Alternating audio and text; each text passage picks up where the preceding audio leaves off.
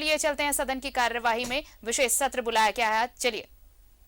आज की कार्रवाई झारखंड विधानसभा की प्रक्रिया तथा कार्य संचालन के नियम 15 के तृतीय परंतु के अनुसरण में बुलाई गई है।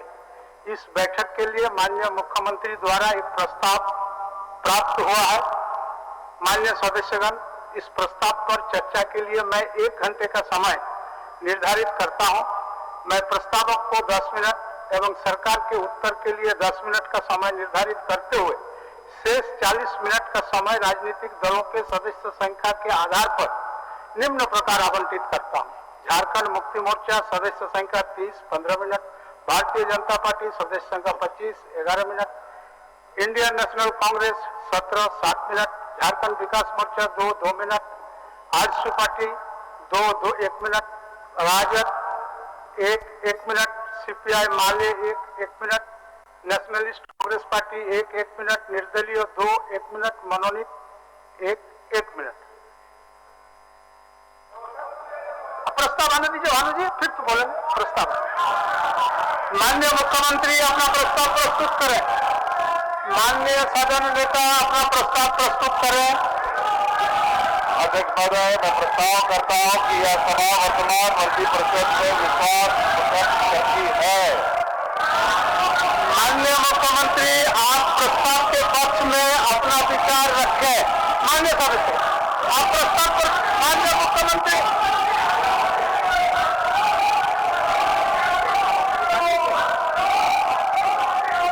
अध्यक्ष महोदय, देखिए, प्रस्ताव रखने दीजिए, प्रस्ताव रखने दीजिए, प्रस्ताव रखने दीजिए। आप लोगों का बोलने का गुंजाइश है, बोलने का गुंजाइश। प्रस्ताव रखने दीजिए, प्रस्ताव रखने दीजिए।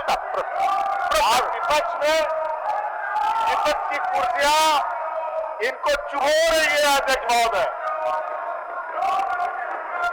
और यही वजह है अध्यक्ष महोदय, आज ये सत्र आउट करना पड़ रहा है अध्यक्ष महोदय। देखिए,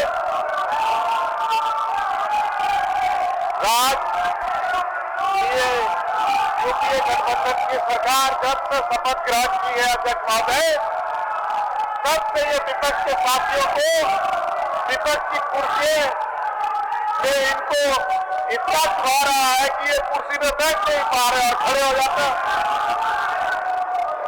काहे खड़े हो जाते हैं? बैठिए, बैठक महोदय, प्रस्ताव सुनिए। प्रस्ताव सुनिए। सत्र इसलिए बुलाना पड़ा है अध्यक्ष महोदय। प्रस्ताव सुनिए।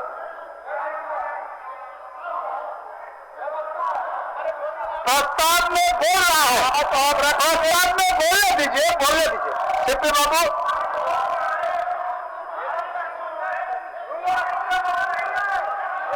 अध्यक्ष महोदय,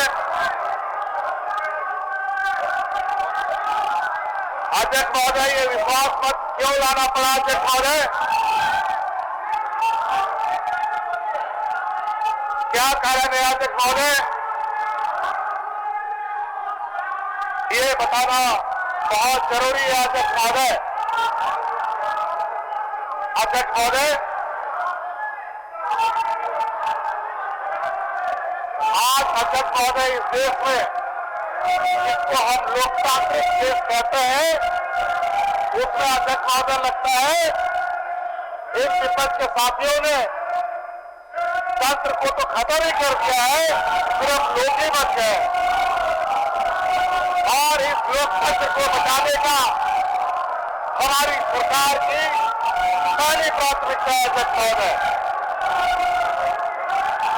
ये लोग जिस तरीके से पूरे देश के अंदर देश को विकास ना करके ये भारतीय जनता पार्टी के लोग देश के आधे राज्यों के साथ गृह युद्ध की स्थिति उत्पन्न कर रखते हैं अध्यक्ष महोदय। आए दिन विधायकों की खरीद फरोख्त अध्यक्ष महोदय, हमने तो बाजार में कपड़ों को खरीद के सुना हुआ है, राशन को खरीद के सुना, सब्जी तरकारी को खरीद के सुना, लेकिन विधायक खरीद फरोख्त की बात यही भारतीय जनता पार्टी की तरफ से आती रही है अध्यक्ष महोदय। ये व्यापारियों की जमातों में पूरे देश को अस्त व्यस्त कर रखा है अध्यक्ष महोदय। इसलिए अध्यक्ष महोदय, आज इनको जब राजनीतिक तौर पर ये नहीं सकते हैं अध्यक्ष महोदय, इसी प्रकार ये अपने आप ही को बुलवाएंगे और संवैधानिक इसके बाद आप ही को बुलवाएंगे उपयोग करते हुए इसके बाद आप ही को बुलवाएंगे इसके बाद आप ही को बुलवाएंगे। खाली नाम बदनाम करते हैं, उनकी छवि खराब करते हैं और सरकार को अस्थिर करने का काम करते हैं अध्यक्ष महोदय। आज ये विश्वास मत के माध्यम से अध्यक्ष महोदय इनको हाउस के बाहर भी अपना ताकत दिखा रहे हैं और आज हाउस के अंदर भी इनको अपना ताकत दिखाने का काम किया जाएगा अध्यक्ष महोदय। यही इसका आज इस विश्वास बुलाने का आवश्यकता पड़ी अध्यक्ष महोदय। माननीय सदस्य श्री नीलकंठ सिंह मुंडा, माननीय सदस्य श्री नीलकंठ सिंह मुंडा, अब नीलकंठ बाबू को बोलने दीजिए। सीपी बाबू, एक प्रस्ताव पर चर्चा होना है, इसमें आपके जैसा आदमी को जिद करना ठीक नहीं है। नीलकंठ बाबू हम खड़े हैं, बोलिए। चलिए नीलकंठ बाबू बोल रहे हैं ना, आपका बात नीलकंठ बाबू बोल रहे हैं।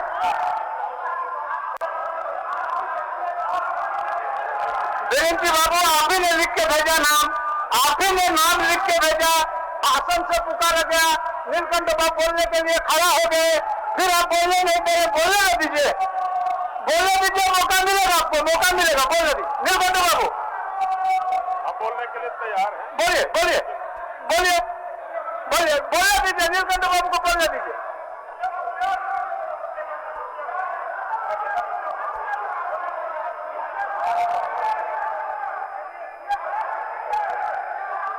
सब निकाल देंगे, हर बात निकाल देंगे, आप चिंता मत करिए, सबका जवाब देंगे। बोलिए नीलकंठ बाबू, बोलिए नीलकंठ बाबू, बोलिए। अध्यक्ष महोदय,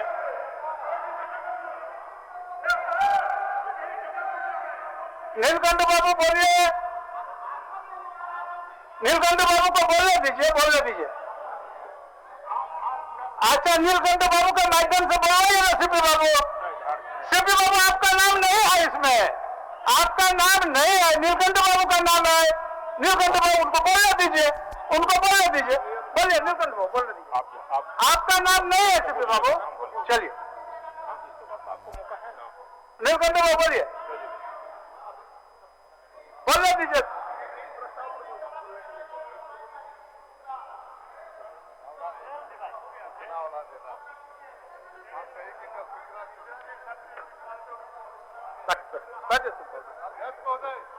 बोलिए नीलकंठ बाबू, आप ठीक है, माहौल अनुकूल है, बोलिए। क्या सूचना है आपका, बोलिए। सुनेंगे नीलकंठ बाबू को बोलवाना, सूचना बोल के बचिए। व्यवस्था का प्रश्न सुनिए। हाँ सुनेंगे, बोलिए। आप बोलिए, चंद्रवंशी बाबू बोलिए। अध्यक्ष महोदय, हमारे विधानसभा क्षेत्र विश्रामपुर विधानसभा में पलामू जिला के पांडु प्रखंड अंतर्गत मुरुमाथु ग्राम में 45 परिवार जो है मुसहर जाति के लोग महादलित रहते थे और उसको जो है 29/8/2022 को अल्पसंख्यकों द्वारा उसको मकान तोड़कर उसको जंगल में छोड़ दिया गया। जब मुझे मालूम हुआ तो मैं प्रशासन के लेकर गया और लोग को उस जगह पर लाने का काम किया, परंतु वहां जो है पूरा अल्पसंख्यक और महिलाएं मिलकर 500 करीब जो है फिर धावा उन लोगों ने बोला, प्रशासन वापस पड़ गई। उसके बाद उनको हमने पुराने थाना में लाद कर रखा है, उसकी भोजन की व्यवस्था की, रहने की व्यवस्था कर रहे हैं और प्रशासन से हमने मांग किया कि इनको पुनर्वासित उसी जगह पर किया जाए। आ गया सबका बात, हम आपको कहने दीजिए हमको। तो हमने उनको प्रशासन को कहा कि आप उसी जगह पर बसाइए, 4 एकड़ 17 डिसमिल जमीन अब गरमजुआ मालिक है, परंतु जबरदस्ती उन लोगों ने भगाने का काम किया, परंतु कोई सुन नहीं रहा है। और यह जो है एसी आयोग भी दिल्ली से आया, उसने भी कहा और सभी को जानकारी है। आप मांग क्या कर रहे हैं, मान्य सदस्य? यह दलित के और पिछड़ा के नेता है और महादलितों के नेता है। हमको ये बताओ कि क्या इनके राज में ठीक हो रहा है? और यही कांग्रेसी लोग गए वहां और उन लोग संख्यकों को कहा कि आप लोग को कोई नहीं बंद करेगा और पुलिस को उठाते ले कि सबके मत कीजिए। यही इन लोग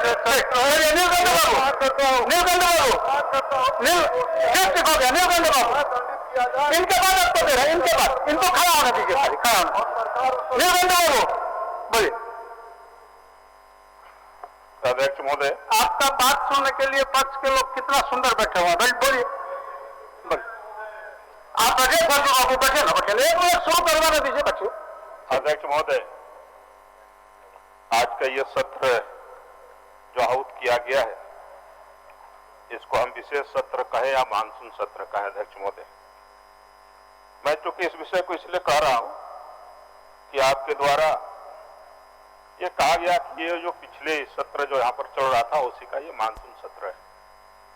लेकिन अध्यक्ष महोदय, ये मानसून सत्र यदि हम मान के चले तो पिछले सत्र का जो अध्यक्ष महोदय कार्यवाही, अध्यक्ष महोदय, प्रश्नकाल कहा गया, गैर सरकारी संकल्प कहा गया अध्यक्ष महोदय, या फिर हम कार्य मंत्रणा में जो ये प्रस्ताव आज आया है इसको शामिल किए क्या, तो इन सब विषय में अध्यक्ष महोदय झारखंड के लोगों को लगता है कि सरकार डर से, भय से इस तरह का अध्यक्ष महोदय यहां पर लाने के काम किया है। अध्यक्ष महोदय, मैं इसलिए इस विषय कह रहा हूं कि आज जो विश्वास मत या विश्वास प्रस्ताव एक तरह से कहें, या तो माननीय न्यायालय के द्वारा सरकार को कहा जाता है, विधानसभा को कहा जाता है कि आप विश्वास मत प्राप्त कीजिए, या फिर माननीय राज्यपाल महोदय के द्वारा या फिर विपक्ष के लोगों के द्वारा लाया जाता है।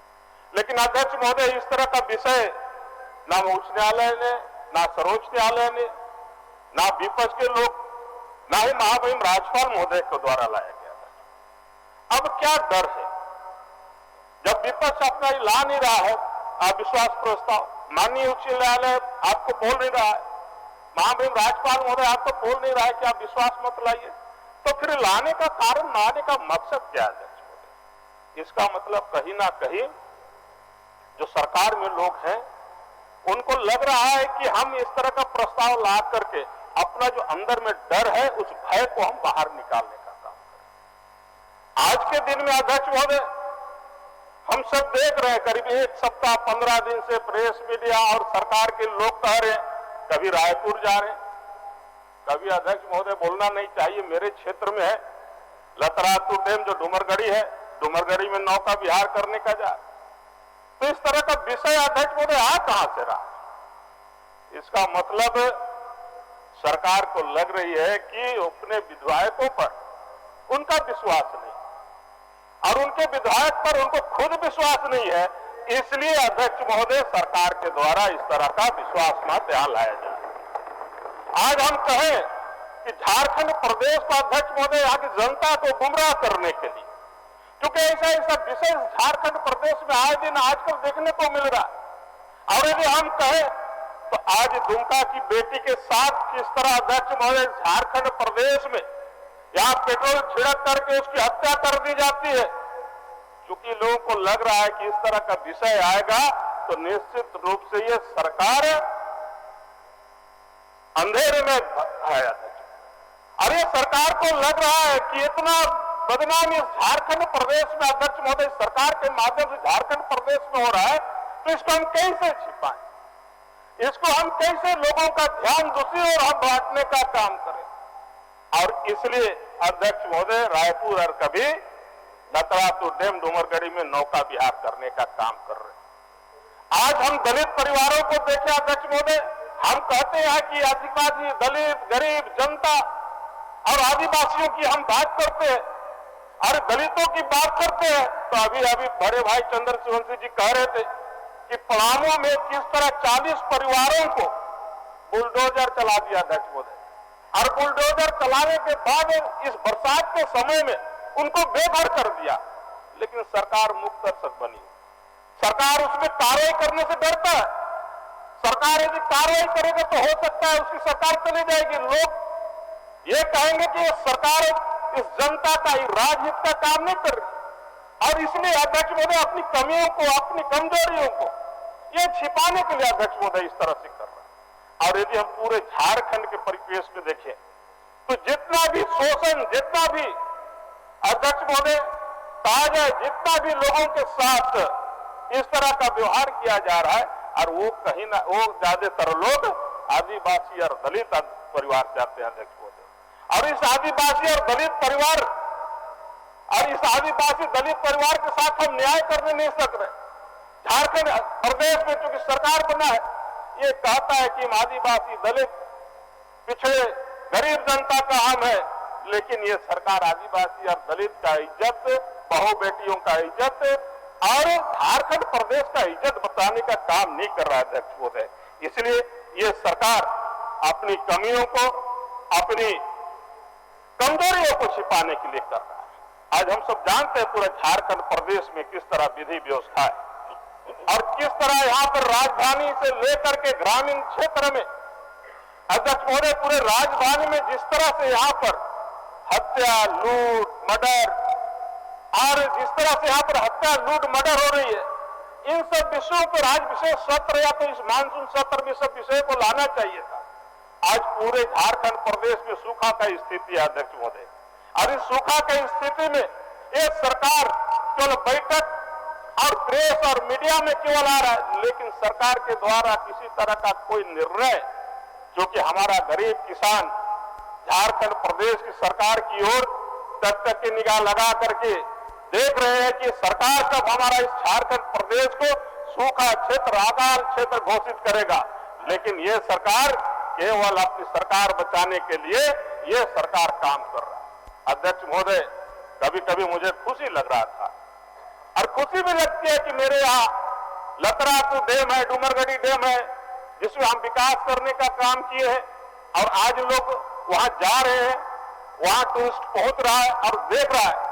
लेकिन अध्यक्ष महोदय, हम सब जानते हैं जिस दिन लतरातू डैम गए थे सभी लोग, उस दिन एक तरफ हमारे दुमका की बेटी, अपनी झारखंड की बेटी यहां पर अपने रिम्स में अध्यक्ष महोदय मृत्यु की सैया, और एक तरफ हमारा माननीय विपक्ष के विधायकगणों से ज्यादा हम नहीं कहना चाहेंगे, लेकिन अब क्या कर रहे थे छोटे भाई वहां पर तो अब वहां पर अध्यक्ष महोदय वहां पर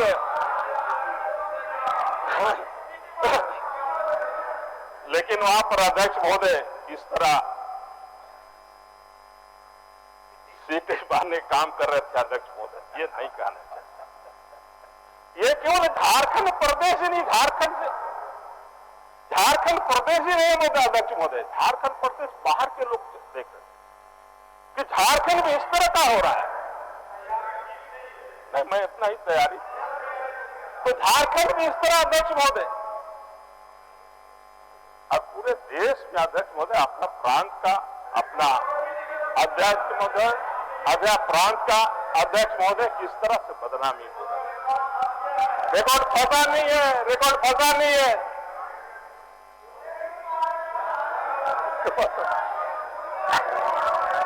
नीलकंठ बाबू, एक मिनट नीलकंठ बाबू, एक मिनट। सीपी बाबू नहीं मानेंगे, बोलिए सीपी बाबू का क्या सोचना है, देखिए क्या सोचना है आपका। आपने चुप रहिए ना भैया, बोलिए आप बोलिए। नहीं, आपने क्या बोला अध्यक्ष महोदय, आपका क्या आप बोलना चाहते हैं सूचना में बताइए। अध्यक्ष महोदय, मैं बोलूंगा तो कृपया इसको अपने एक मिनट आपका बोलने का नाम सूची में नहीं है सीपी बाबू, आपको सूचना के लिए आपको खड़ा किया, आप अपना सूचना दे करके कृपया अपना आसन सम्मान ग्रहण कर। नीलकंठ बाबू का समय बचा हुआ। मैं अध्यक्ष महोदय, मैं अपने आचरण के अनुरूप ही आचरण करूंगा, लेकिन मुझे विश्वास है, लेकिन अध्यक्ष महोदय यदि मैं कुछ बोलूंगा तो कृपया इसे अपने ऊपर ना लेंगे। माननीय अध्यक्ष महोदय, आपको मैं बार बार जो कर रहा था ये, इसको क्या बोलते हैं अध्यक्ष महोदय? सूचना नहीं बोलते हैं अध्यक्ष महोदय, इसको बोलते हैं व्यवस्था का प्रश्न। बचपन में भी आपने खेला होगा गेम भी, उसमें भी देखिएगा जब कोई बात होती है तो इसको ऐसे ही व्यवस्था का प्रश्न उठता है। इसको सूचना नहीं कहते अध्यक्ष महोदय। मैं आपको ज्ञान नहीं दे रहा हूं अध्यक्ष महोदय, आपको बड़े आपसे ज्ञान लेने में हमको कोई परहेज नहीं है। आपकी सीनियर है, विद्वान है, लेकिन मेरा अध्यक्ष महोदय, मेरा कोई भाषण नहीं है। आप बार बार मुझे याद दिलाना चाहते हैं कि भाषण में नाम नहीं है। मैं भाषण नहीं देना चाहता अध्यक्ष महोदय। आपको उच्च आसन पर पूरा सदन ने बैठाया था अध्यक्ष महोदय, सर्वसम्मति से बैठाया था अध्यक्ष महोदय। मैं भी चूंकि स्पीकर रहा हूं, लेकिन यदि कोई ऊपर बैठा हुआ स्पीकर कहीं मिस्टेक करेगा तो मैं मुख्य दर्शक बनकर बैठा नहीं रह सकता था। आपने जो ये दिया है, एजेंडा दिया है अध्यक्ष महोदय, इसमें लिखा हुआ है अध्यक्ष महोदय, श्री हेमंत सोरेन मुख्यमंत्री प्रस्ताव करेंगे कि यह सभा वर्तमान मंत्री परिषद में विश्वास प्रकट करती है अध्यक्ष महोदय। तो आपको कहना चाहिए था अध्यक्ष महोदय कि आप प्रस्ताव पेश करें, माननीय मुख्यमंत्री प्रस्ताव पेश करें। माननीय मुख्यमंत्री प्रस्ताव पेश करने के बजाय यह कहे बिना कि यह सभा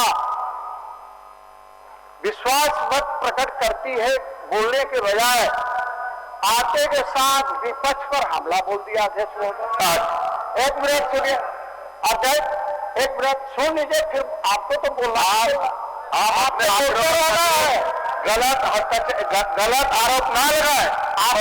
आपको बोलते रहना है, क्योंकि आप तो उतरना भी जानते हैं ना। आप तो भाषण से ज्यादा समय ले लिया, भाषण से ज्यादा समय ले लिया, इसीलिए मैंने आप ज्यादा समय दे दिया। इसे व्यवस्था का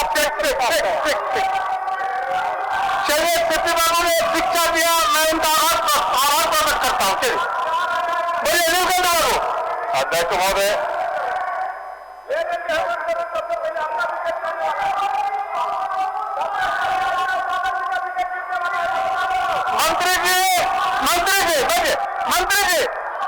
मंत्री जी बैठे।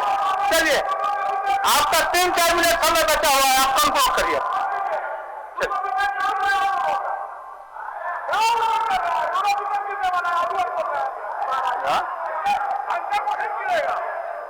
चलिए ठीक है, ठीक। बस 3-4 मिनट बचा है, कंट्रोल करिए, कंट्रोल करिए। अध्यक्ष महोदय,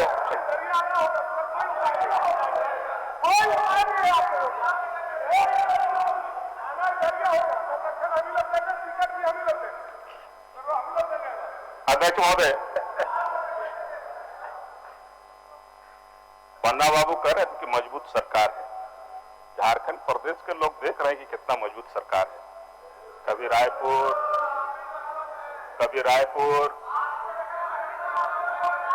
कभी डोंगरगढ़ी, कभी गेस्ट हाउस में, कभी बस से। अध्यक्ष महोदय, ये सरकार दिख रहा है कि कितना मजबूत सरकार। और अध्यक्ष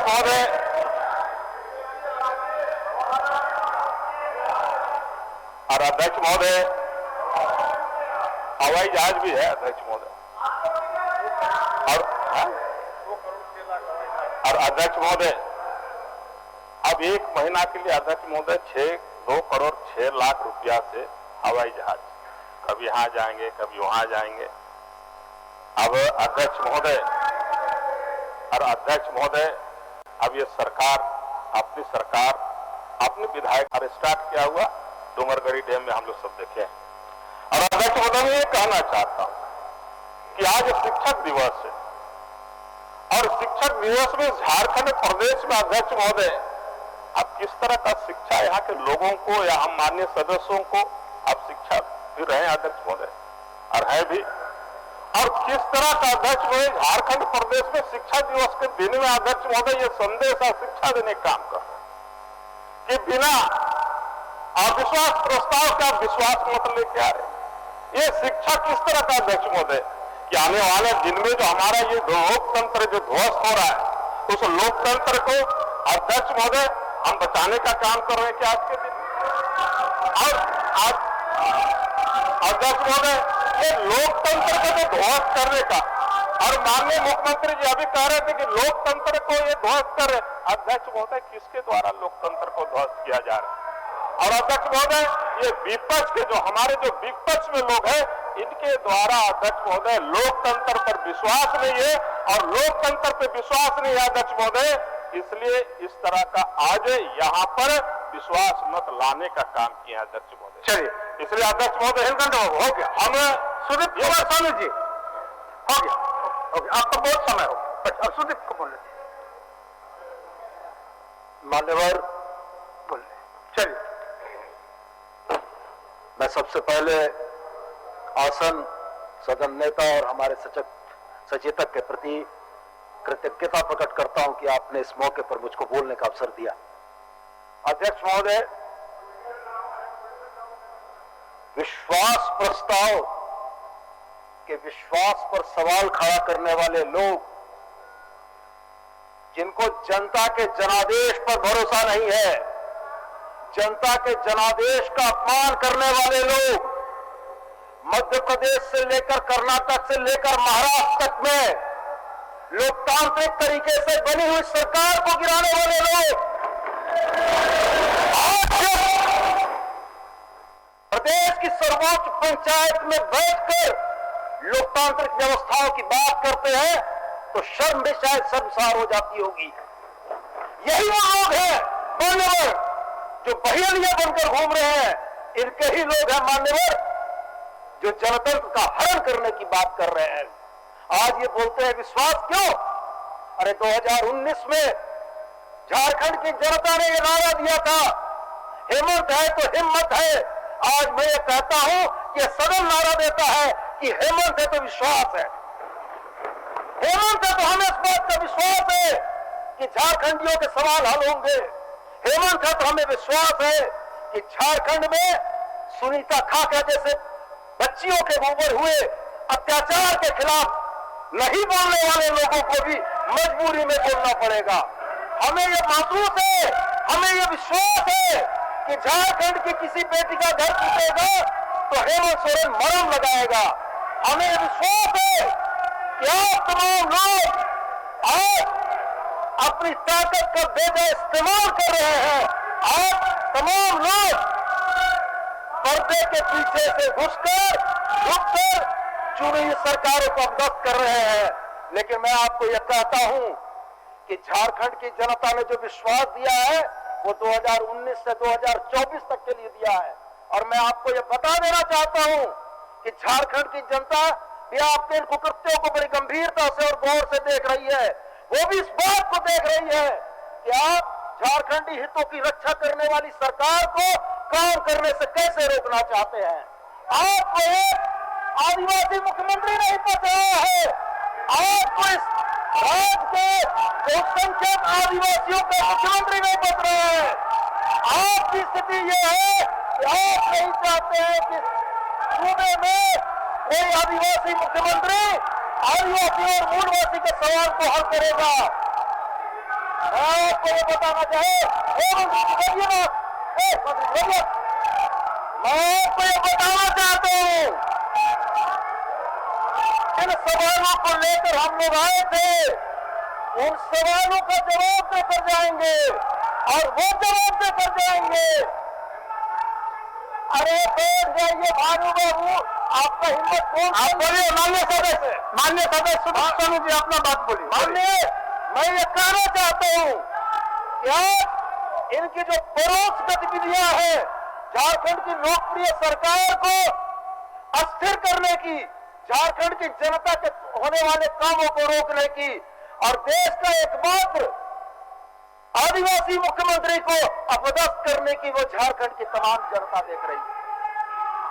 मान्यवर, मैं तो इस बात के लिए बड़ा गौरवान्वित हूं कि आज प्रदेश के गठन के 22 वर्षों के बाद मान्यवर यह सभा सोच उन बुनियादी सवालों को हल करने की मंशा रखता है जिन बुनियादी सवालों के पूछे ये झारखंड अलग राज्य हुआ। मान्यवर, मैं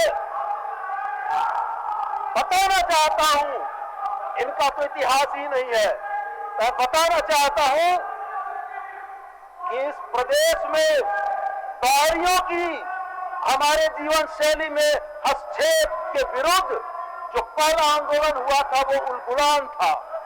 और उलगुलान के उस आंदोलन ने यह बता दिया था कि झारखंडी अपनी जीवन शैली में बाहरियों का हस्तक्षेप नहीं बर्दाश्त करेंगे।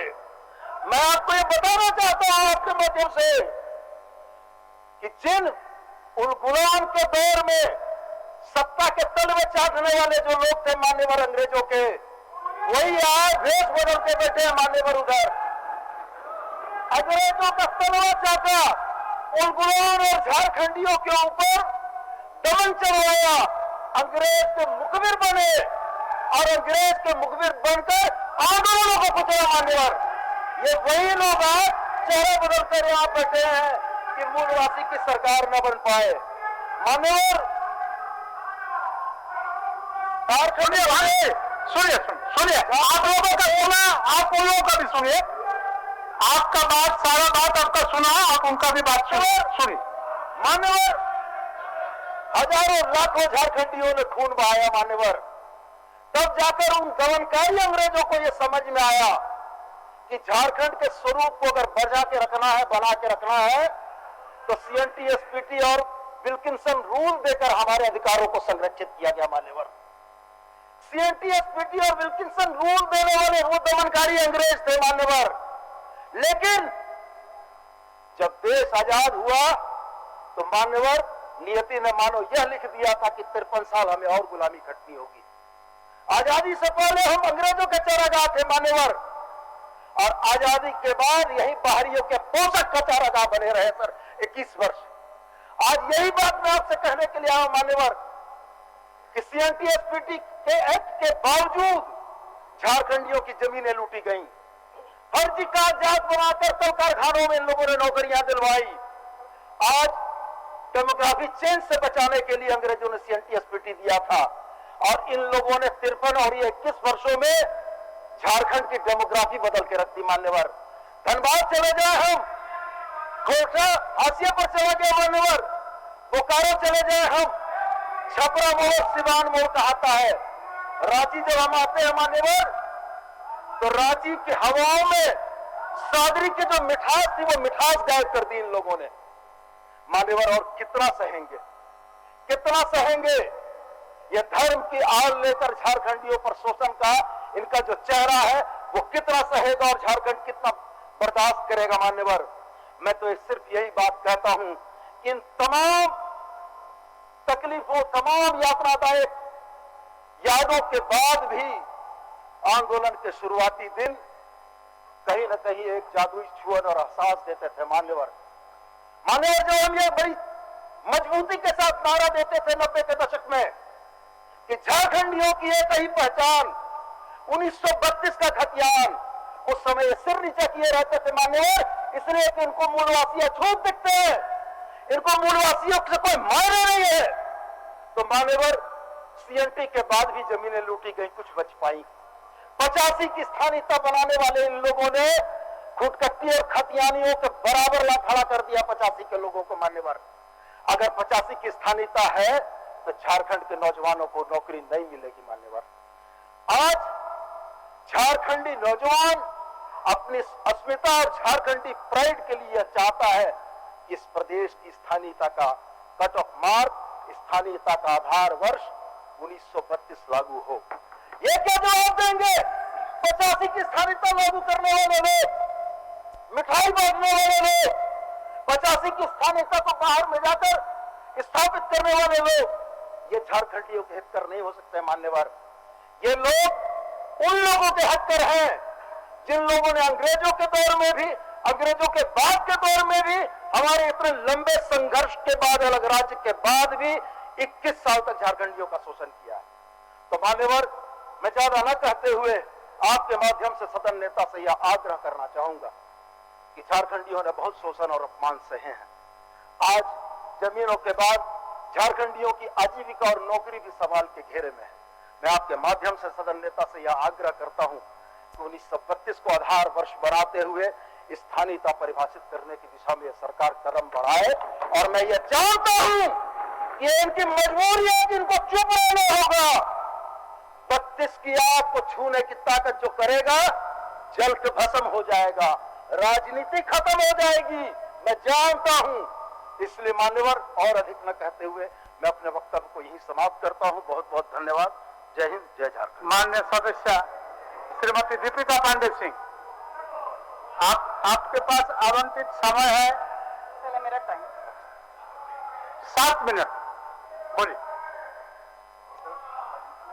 अध्यक्ष महोदय, सदन में मौजूद लोकतंत्र के हितैषी और तानाशाही अनुयायियों को मेरा जोहार। अध्यक्ष महोदय, आज झारखंड में राजनीतिक संकट पैदा करने वाले लोग असमंजस में हैं कि अब फिर से कौन सा नया पैंतरा लिया जाए ताकि जो यहाँ आपको बहुमत में जो सरकार आपके सामने दिख रही है उसको अस्थिर किया जाए।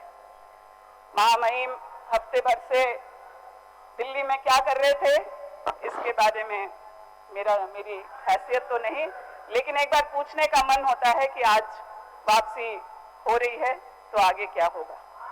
अध्यक्ष महोदय, केंद्र और राज्य के भाजपा के जो नेता हैं, जो केंद्र और राज्य के भाजपा के नेता हैं, वो राजनीतिक षड्यंत्र करने में व्यस्त थे।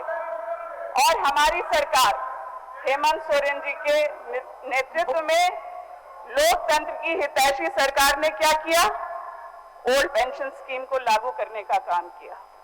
1.5 लाख सरकारी कर्मचारी जो इस राज्य के लोगों की सेवा करते थे, उनके हितों की रक्षा हम लोगों की सरकार ने की।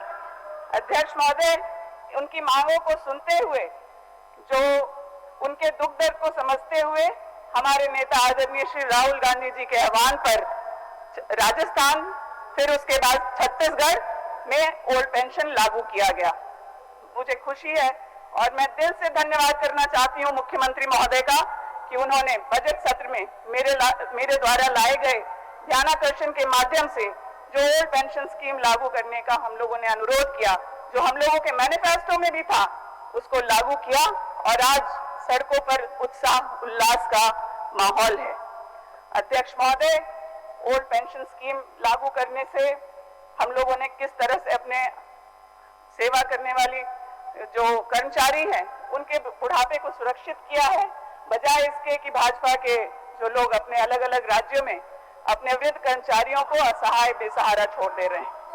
अध्यक्ष महोदय, आज जब मैं सदन में खड़ी हूं तो हम लोगों को दुख है कि इस राज्य में अंकिता जैसी बच्ची को अपना जान गंवाना पड़ा।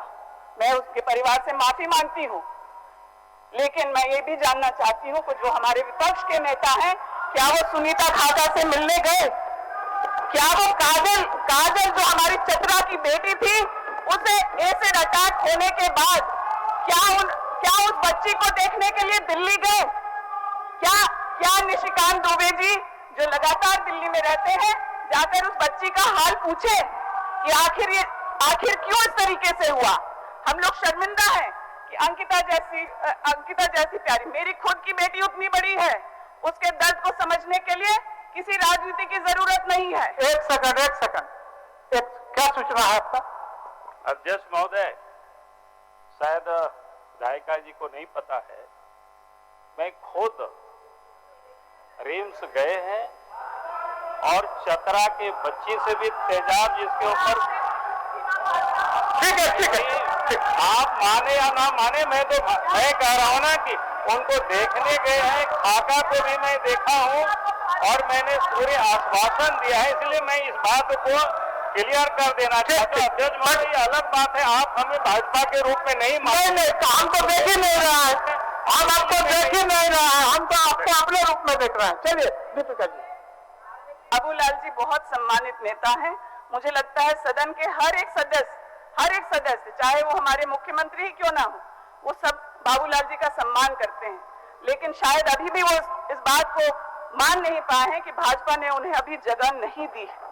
वो भाजपा के सदस्य ने, मैं भाजपा के नेताओं से सवाल कर रही थी कि क्या आप लोग ने जाकर के सुनीता खागा से मिलना जरूरी समझा?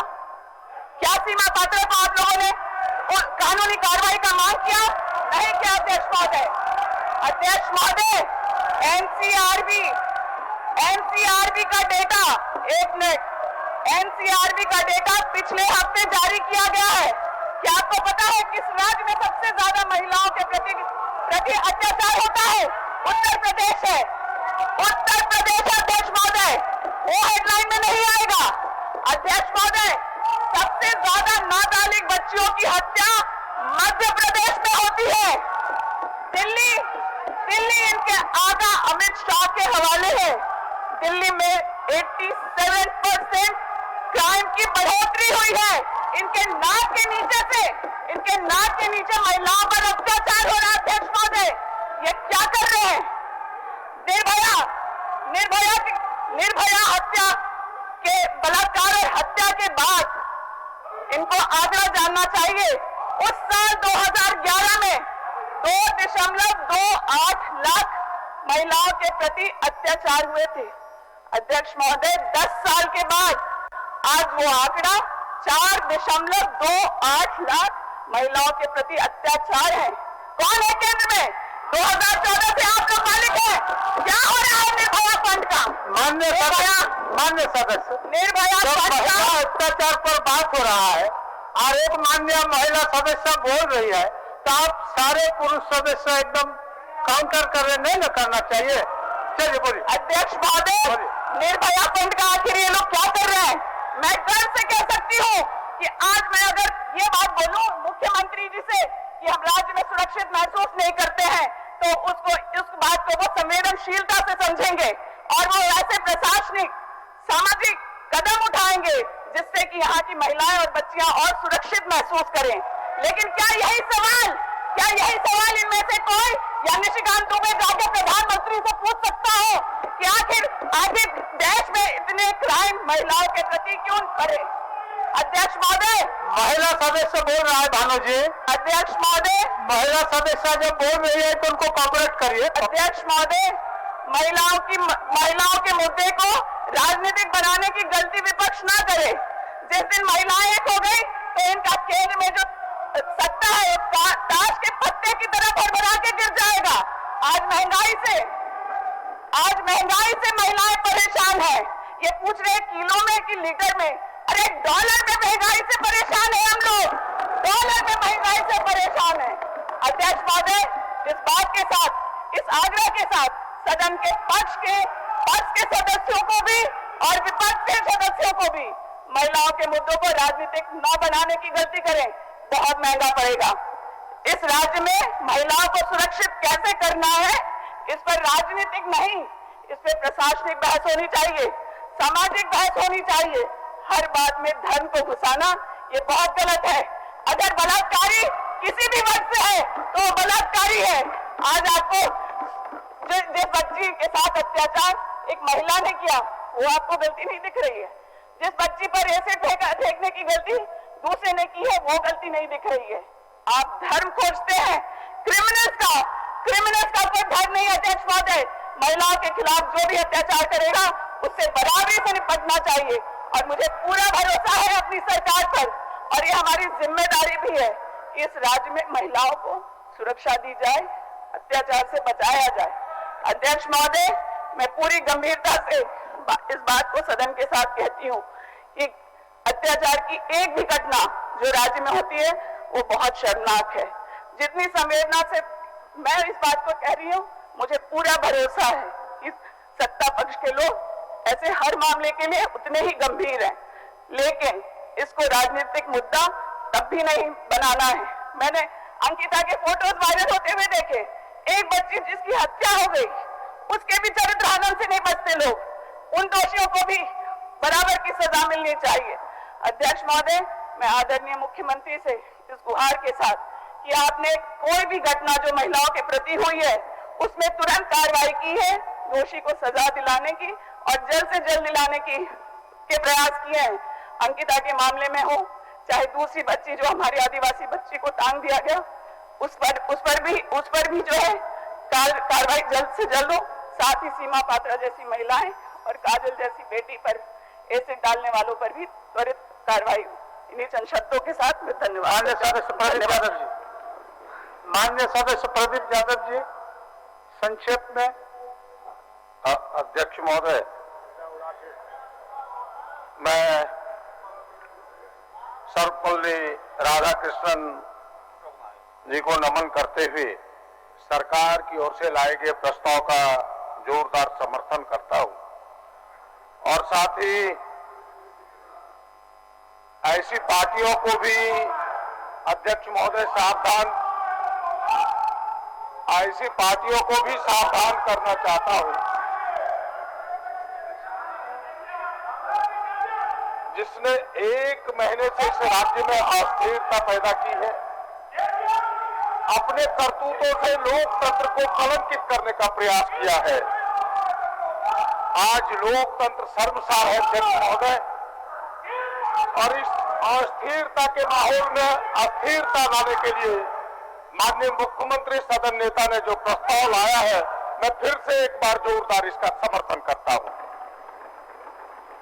अध्यक्ष महोदय, इनकी जल्दीबाजी इसलिए है, इनकी छटपटाहट इसलिए है कि विधानसभा जब से प्रारंभ हुआ है, जब से यह चुनाव हुए हैं, 4 उपचुनाव हुए अध्यक्ष महोदय। पहला उपचुनाव दुमका बेरमो, दूसरा उपचुनाव आपने देखा मधुपुर अध्यक्ष महोदय, फिर मधुपुर के बाद बोलने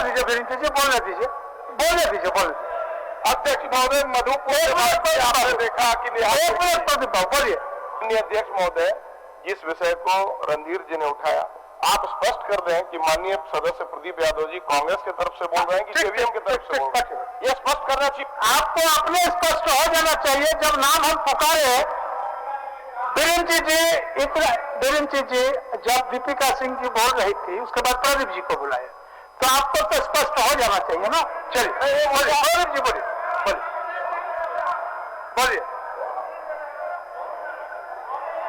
बोलिए प्रदीप जी। आप फिर कहा जाकर के फंस रहा है। मानिए सदस्य, बोलिए प्रदीप जी, बोलिए। अध्यक्ष महोदय, मैं कह रहा था कि यह जो 4 चुनाव हुए, इन 4 चुनावों के राज्य में अस्थिरता पैदा करना चाहते हैं अध्यक्ष महोदय, ये मैं कहने के लिए खड़ा हुआ अध्यक्ष महोदय। और इनकी आदत नहीं है, इनकी एक पुरानी आदत है। मैं 2014 की बात आपको बताना चाहता हूं। बाबूलाल मरंडी सामने बैठे हैं, पूछिए इनसे, और आप भी उसके गवाह हैं अध्यक्ष महोदय। पूरा सदन गवाह है कि 2014 में झारखंड विकास मोर्चा के 8 विधायक जीत करके आए थे, और मेरे पास अध्यक्ष महोदय, मेरे पास बाबूलाल मरंडी के पत्र है, बाबूलाल मरंडी के पत्र है अध्यक्ष महोदय। ये पत्र है मेरे पास अध्यक्ष महोदय कि किस तरह से भारतीय जनता पार्टी के लोगों ने 8 में से 6 विधायकों को खरीदा। और ये मैं आरोप नहीं दे रहा हूं, जो आरोप इनके नेता जिसे मानते उन्होंने आरोप लगाया है, उन्होंने ये आरोप लगाया किस तरह से रणधीर सिंह को खरीदा, किस तरह से अन्य विधायकों को खरीदा, ये प्रमाण है। और ये मेरे पास प्रमाण है अध्यक्ष महोदय। आप आसन पर चलिए, आज बोलते हैं, सुनने की क्षमता नहीं रखता है। चलिए आसन पर चलिए, आसन पर चलिए माननीय विधायक, आसन पर चलिए, बोले दीजिए। इनकी आदत रही है, और अखबारों के कतरन भी है 2015 के अध्यक्ष महोदय। उन अखबारों के कतरनों में खुद बाबूलाल जी इनके नेता कह रहे हैं कि भारतीय जनता पार्टी सत्ता के लिए कुछ भी कर सकती है। ये बयान बाबूलाल मरंडी के अध्यक्ष महोदय, ये मेरे बयान नहीं है। जिसकी ये बात करते हैं, चलिए इनकी विधायकों को खरीदना, विधायकों को सत्ता को अपने हाथ में लेना। अध्यक्ष महोदय, यही नहीं, पूरे देश के लोकतंत्र की हत्या रहे लोग। आप याद कीजिए अध्यक्ष महोदय, मैं बात को आगे बढ़ाऊं कि 2019 में 2 राज्यों में भारतीय जनता पार्टी सत्ता से चली गई, मध्य प्रदेश में, राजस्थान में। इनके आंख में फूटी कोड़ी नहीं सुहाने लगा और मध्य प्रदेश की बहुमत की सरकार किस प्रकार से इन्होंने गिराई, पूरी दुनिया इसका गवाह। अध्यक्ष महोदय, इसके बाद कर्नाटक की सरकार आपने देखा, कुमारस्वामी की सरकार। अध्यक्ष महोदय, बहुमत की सरकार के विधायकों को किस तरह से खरीद फरोख्त के गिराया, ये इनके उदाहरण सामने। अध्यक्ष महोदय, अरुणाचल में कभी 2 अंकों में नहीं गए, 7 सीटों की विधानसभा अरुणाचल प्रदेश, 7 सीटों की विधानसभा है, कभी 2 अंकों में नहीं गए, लेकिन 3 बार विधायकों को खरीद फरोख्त करके ये भारतीय जनता पार्टी का वहां सरकार बना डाले। इसका प्रमाण है अध्यक्ष महोदय, एक नहीं अनेकों उदाहरण पड़े हैं। और अभी ताजा उदाहरण आपने महाराष्ट्र में देखा, किस प्रकार से एकनाथ शिंदे को इन्होंने मुख्यमंत्री बना दिया और इनके जो मुख्यमंत्री थे उनको उप मुख्यमंत्री बना दिया। ये सत्ता के कितने लोभी हैं, ये सत्ता के कितने लालची हैं, ये इसका प्रमाण है अध्यक्ष महोदय। और उसी उदाहरण को वो झारखंड में लागू करना चाहता है, उसी उदाहरण को ये झारखंड में लागू करना चाहता है। झारखंड में हेमंत जी के सामने इनकी एक न चली, इनकी चोरी पकड़ी गई है अध्यक्ष महोदय, चोरी पकड़ी गई है। चोर मचाए शोर, आज चोर शोर मचा रहे अध्यक्ष महोदय, और कुछ नहीं है। हो गया, मैं हो गया महोदय, हम बैठे चलिए, अध्यक्ष अब तक करिए, अब समाप्त करिए। चलिए, हम उधर उलझ गए तो आप लोगों के बात पर भाई प्रदीप जी, चलिए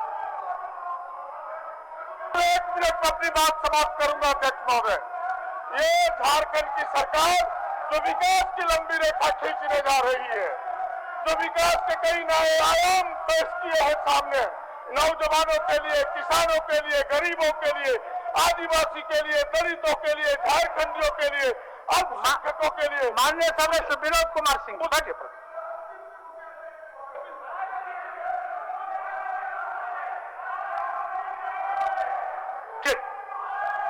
विनोद कुमार सिंह जी, हो गया अध्यक्ष विनोद कुमार सिंह जी।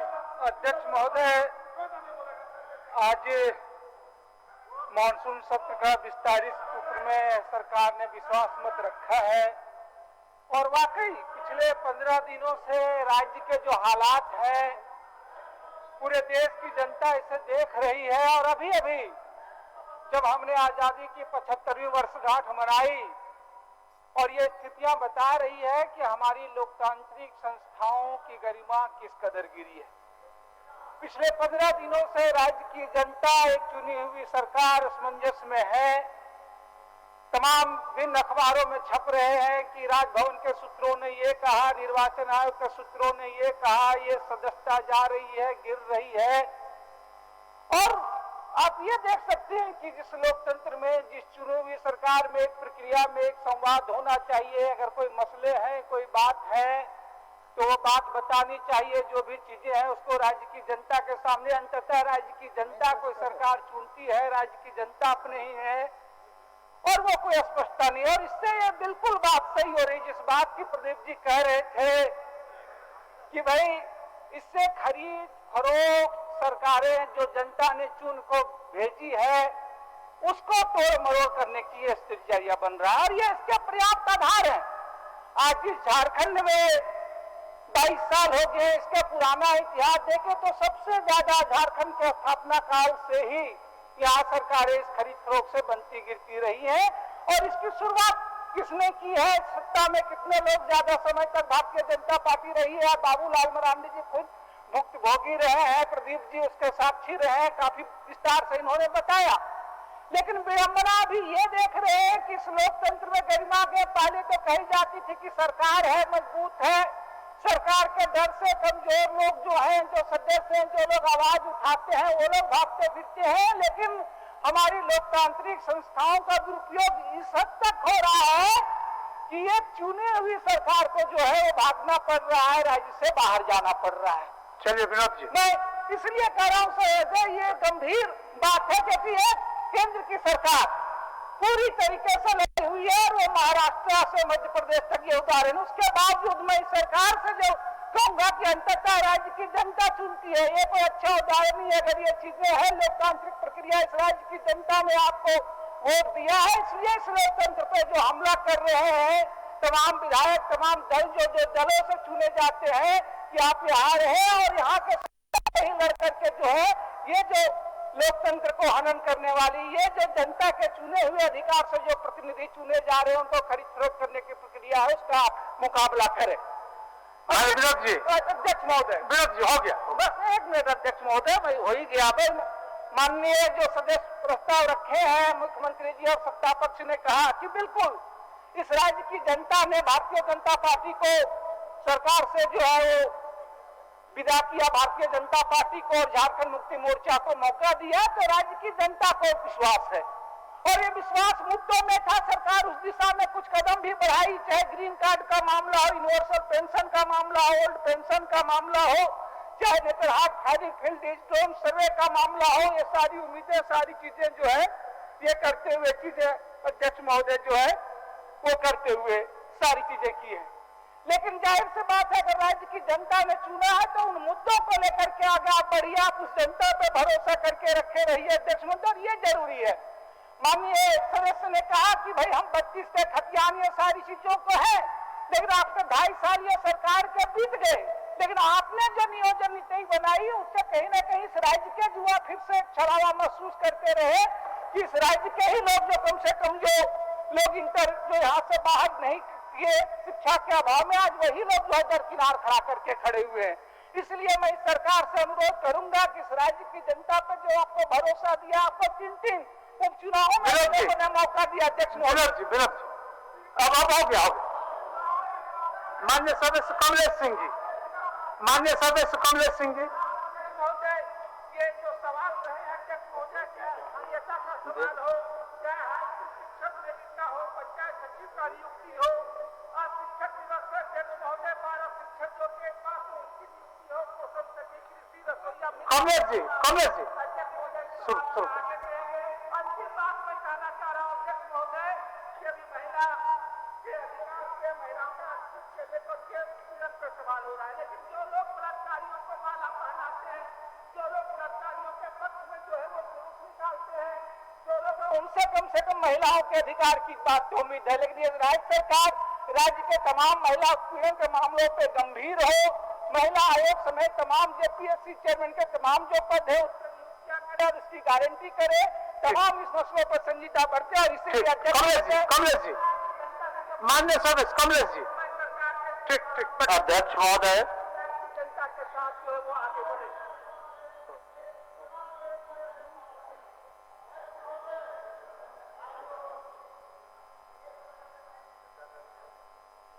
अध्यक्ष महोदय,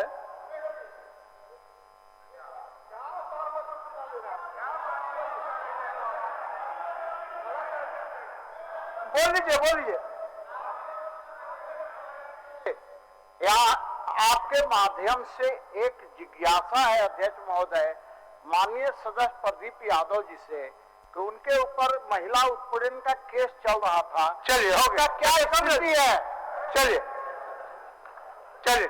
कमलेश जी। अध्यक्ष महोदय, झारखंड के बने 22 वर्ष पूर्ण होने के चंद महीने बाकी है, इसके बावजूद झारखंड प्रदेश का क्या अपेक्षित विकास हुआ है, सभी को चिंतन करने की आवश्यकता है अध्यक्ष महोदय। हम सभी सदन के सदस्यगण अपने अपने विधान सरकार का उत्तर होना है, जनता जनार्दन के आशीर्वाद प्राप्त उनकी चरमुखी विकास के सपना सजे हुए हैं। आपका चिट्ठी नहीं आया सुरेश जी? चाहे नहीं आया, चाहे वह माननीय सरकार के पक्ष में हो अथवा विपक्ष में, लेकिन सभी माननीय सदस्यों की हार्दिक इच्छा होती है कि उनके निर्वाचन क्षेत्र की जनता की सारी समस्याओं का निराकरण हो जाए। लेकिन यह भली भांति हम जानते हैं कि यह सीमित संसाधनों में संभव नहीं है। लेकिन सदस्यों की पीड़ा तब ज्यादा हो जाती है जब सरकार के मंत्री परिषद के सदस्यों के क्षेत्र में आम सदस्यों के निर्वाचन क्षेत्र की तुलना में कई गुना ज्यादा विकास योजनाओं को क्रियान्वयन कराया जाता है। ऐसे ही क्षेत्रीय असंतुलन से असंतोष भाव पैदा होता है। अध्यक्ष महोदय, इसको माननीय मुख्यमंत्री जी से भी आग्रह है कि कृपया इस पर ध्यान दिया जाएगा कि सभी सदस्य आते हैं उम्मीद के साथ, और एक मंत्रीगण के क्षेत्र में बहुत ज्यादा, एक विधायक के क्षेत्र में बहुत मामूली काम होता है, इससे क्षेत्र की समस्या जटिल हो जाती है। चलिए कमलेश जी, हो गया। अध्यक्ष महोदय, आप अंतिम के रूप में झारखंड सरकार राज्य की जनता के पक्ष में दिए। हो गया कमलेश जी। अमित जी, माननीय सदस्य अमित जी, आपके बदले सब्जी बाबू बोलेंगे। ठीक, हम यही चाहेंगे, कागज पहले में भेजना चाहिए, कांग्रेस पार्टी माननीय तो उसमें वरीयता का क्रम छूटता है। किया है, तो हम लोग एक मांग भी किए थे कि हुसैनाबाद को जिला बनाया जाए। दो चिट्ठी माननीय मुख्यमंत्री जी को उपलब्ध कराए हैं, तो हमारी भी इच्छा होती है कि हमारे क्षेत्र पर माननीय मुख्यमंत्री जी कृपया ध्यान दीजिए और हुसैनाबाद को जिला बनाने की ओर अपना सोच को आगे बढ़ाइए। बहुत बहुत धन्यवाद। चलिए माननीय सज्जू बाबू, सुरेश जी बोलेंगे। आपका कागज नहीं आया है।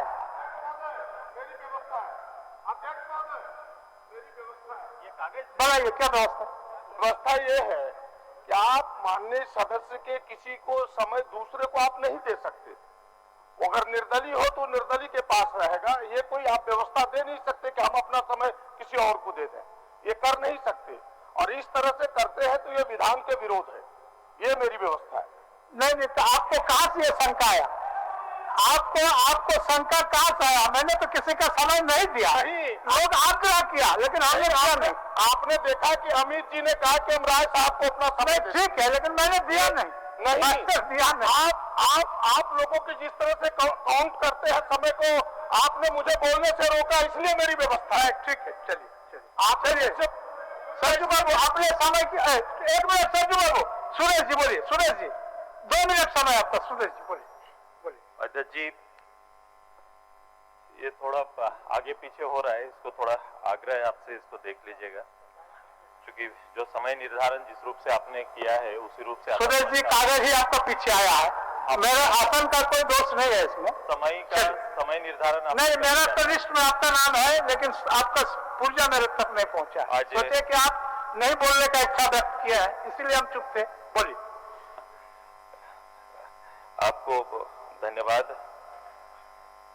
अध्यक्ष जी, आज पूरे केवल सदन नहीं, पूरा राज्य आज के इस स्पेशल दिन के लिए और इस सत्र के लिए देख रहा है कि आज स्पेशल सत्र किस लाया गया है। क्योंकि हम लोग को जो भेजा गया है आपके माध्यम से, ये पूर्व का निर्धारित सत्र का ही एक दिन जो शेष था उसको निकाल के उस दिन में मुख्यमंत्री जी ने या सरकार ने ये चाहा होगा कि वो विश्वास मत हासिल करे। मैं आदरणीय सदन नेता से आपके माध्यम से जानना चाहेंगे कि ये विश्वास मत प्राप्त करना, ये अचानक इस तरह का आना, ये कोई प्रक्रिया के तहत है नहीं। विपक्ष ने, हम लोग ने, विपक्ष के अन्य पार्टी, भारतीय जनता पार्टी या अन्य लोगों ने कभी भी ये उनसे मांगा ही नहीं, या कोई ऐसी प्रक्रिया या घटना नहीं हो गई जहां उनको आकर सदन में विश्वास प्राप्त करना था। मुझे जो लग रहा है कि ये विश्वास अपने लोगों का विश्वास के लिए कर रहे हैं। सदन में उनका विश्वास, उनके दल के लोगों का, कांग्रेस के लोगों का या अन्य सहयोगी का विश्वास प्राप्त करने के लिए आज का दिन निर्धारित किया है। ये विश्वास उनका अपने सदस्यों पर रहा कि नहीं, गिनती तो निश्चित रूप से बताती है कि उनके पक्ष में यह है, लेकिन उनका चेहरा में यह नहीं झलकता है। ये चेहरा में ये आत्मविश्वास नहीं है। मैं तो डॉक्टर नहीं हूं, आप स्वास्थ्य मंत्री हैं, शायद आप ऐसा कर सकते हैं। नहीं, मैं वो आत्मविश्वास को भी देखा, इसलिए कह रहा हूं मुन्ना भाई मैं उस आत्मविश्वास को दिखाता जब सदन में आप जीत के आए थे, सरकार बनी थी। वो आत्मविश्वास से आज देखो वो आत्मविश्वास किसी के चेहरे में नहीं है। जो दिख रहा है गिनती आपके पक्ष में है, लेकिन आपका चेहरा मुरझाया हुआ है।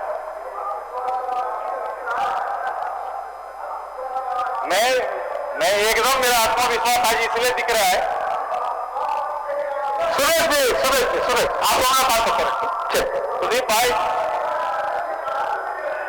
सुदीप भाई मेरा आत्मविश्वास बढ़ गया जब आप बोलने उठे थे, क्योंकि देश में सबसे बड़ा, इस राज्य में सबसे बड़ी चर्चा और लगातार 2.5 साल से जो बड़ा विषय है कि यहाँ की जनता यह चाहती थी और चाहती है कि स्थानीयता का निर्धारण हो।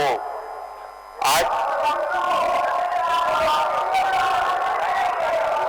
मैं बता रहा हूं,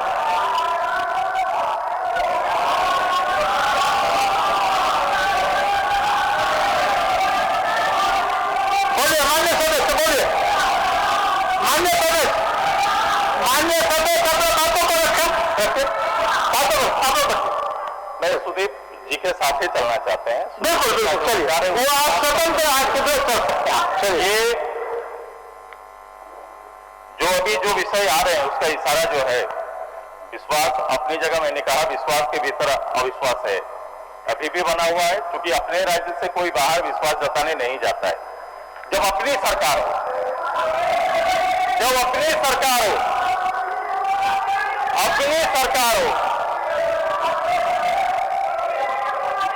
अपनी सरकार हो तो ऐसा होता नहीं। कोई भी प्रावधान आज अगर अच्छा होता कि राज्य के ज्वलंत विषय पर, लॉ एंड ऑर्डर पर अगर स्पेशल चर्चा हो जाता, क्योंकि 1 साल का रिकॉर्ड पूरे देश में सबसे खराब लॉ एंड ऑर्डर का हमारे राज्य में। स्पेशल अगर आज बात हो जाती कि स्थानीय नीति, नियोजन नीति, जातीय जनगणना, आरक्षण जैसे विवादपूर्ण विषय जिसको मांग हम लोग लगातार कार्य मंत्रालय में या राजनीतिक पटल पर करते आए, ये सारे एजेंडे पर अगर प्रस्ताव लेके आते तो अच्छा लगता। चलिए सुरेश जी, चलिए अब आप कंक्लूड करिए। आज ये सदन मैं इसलिए पूछा कहाँ चलते, नहीं कंक्लूड करिए। आपको हम यहाँ से जाने के लिए नहीं बोल रहे हैं, कंक्लूड करिए। चलिए, क्योंकि आज माननीय सदस्य लोग प्रमुख दरवाजे से नहीं आए हैं, आज मुख्यमंत्री के दरवाजे से आए। अभी बैकडोर से आया गया यहाँ पे। तो ये जितनी भी परिस्थितियां हैं, एक जवाबदेह दल, एक जवाबदेह बहुमत को उसका सम्मान रिटर्न होना चाहिए। और कोई भी चीज आप जिसको तोड़ेंगे, कोई भी सिस्टम को आप तोड़ेंगे जिसको भुगतना पड़ेगा।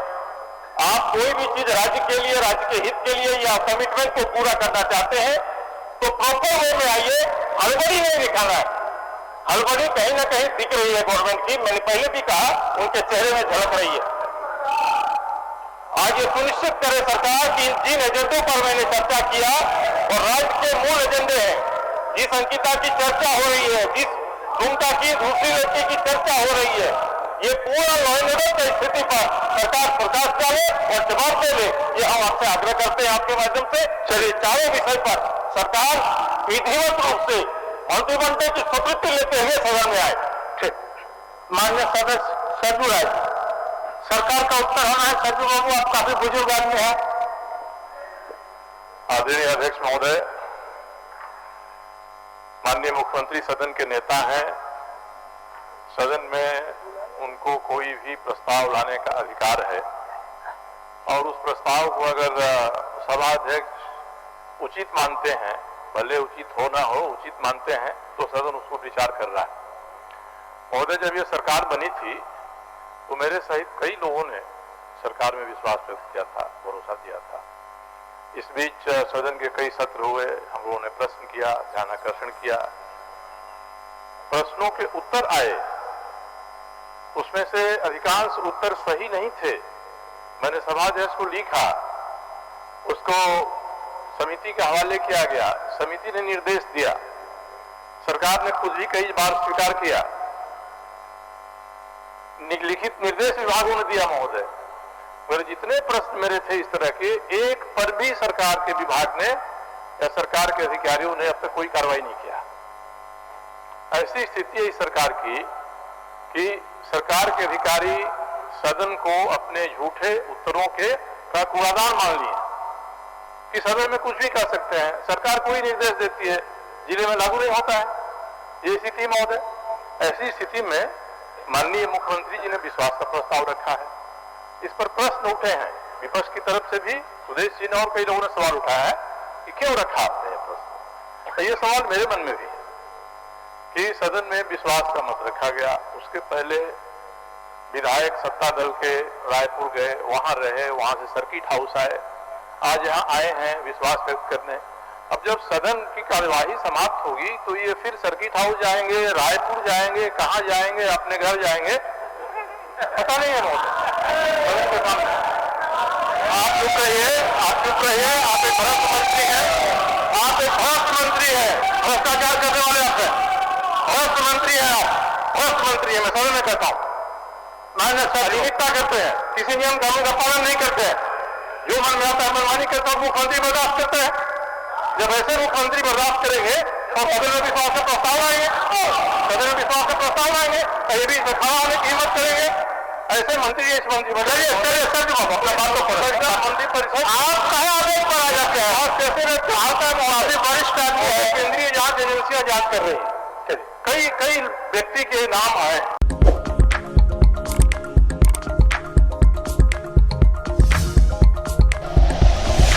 Like and share videos, subscribe करें हमारा चैनल और प्रेस करें बेल आइकॉन। न्यूज़ 11 भारत, सच है तो दिखेगा।